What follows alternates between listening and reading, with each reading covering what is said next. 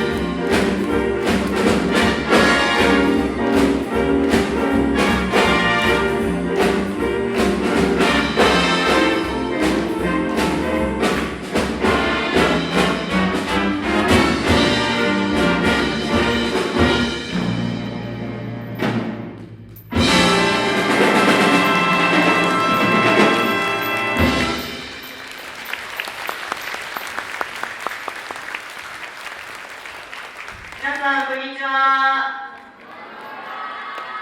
私たちは海星ジュニアアンサンブルブルーバーズです。海星町、山北町、大鰐町、小田原市、南足柄市の小学校4、5、6年生22名からなる女童オーケストラです。今年も多くの場所で演奏し、ここまで上達することができました。今日はそんなブルーバーズ全員の息の合った演奏を披露したいと思います。私は MC を務めます。バンドリーダーの中田光夢です。よろしくお願いします。去年最初に演奏しました曲はプレミア楽団の名曲「イン・ザ・ムード」でした。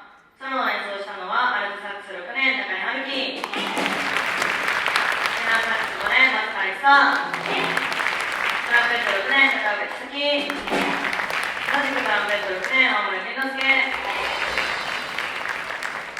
次に演奏するのはキーボーディストジョー・ザビルの名曲「パードランド」です。パードランドです。それでは聴いてください。